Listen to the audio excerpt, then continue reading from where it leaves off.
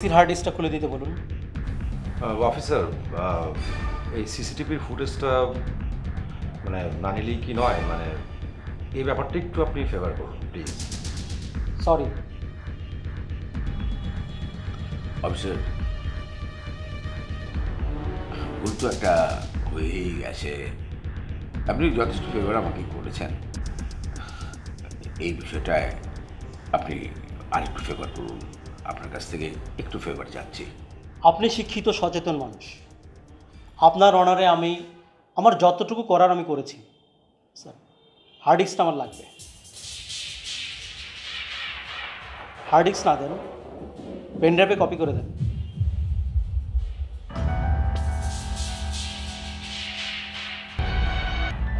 আচ্ছা ঠিক আছে, আমি দিচ্ছি।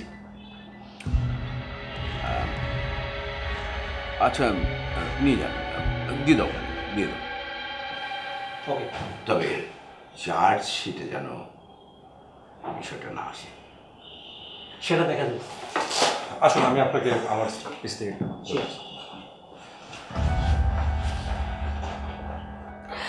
আমি মন থেকেই তোমাদের পাশে আছি। আমি জানি। তো এখানে বসে আছিস?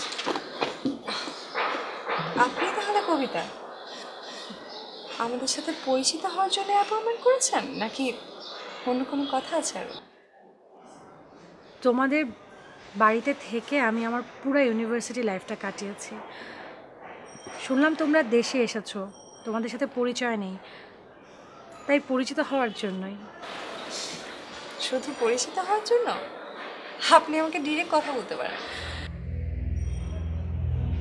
আমি তোমার সাথে আরেকটা বিষয়ে কথা বলবো।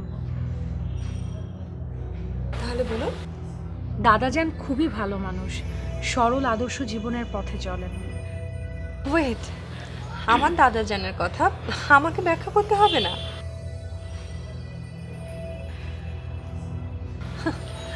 আমি আমেরিকায় থাকতাম তো কি হয়েছে, এখানে সব খবর আমি জানি। ববি, তাই? আচ্ছা, এটা ছাড়াও তোমার সাথে আমি আরও একটা বিষয় নিয়ে কথা বলবো। হ্যাঁ বলুন। আবির খুব সরল একজন ছেলে। রানু আন্টি ওকে অনেক কষ্ট করে বড় করেছে। আবিরকে দিয়ে রানু আন্টিকে কষ্ট দেওয়ার বিষয়টা মনে হয় ঠিক হবে না। আপনি এসব কি বলছেন? আপনার মাথা ঠিক আছে তো? আমাদের পার্সোনাল বিষয় নিয়ে আপনাকে ফাউল টক করার রাইট কে দিয়েছে?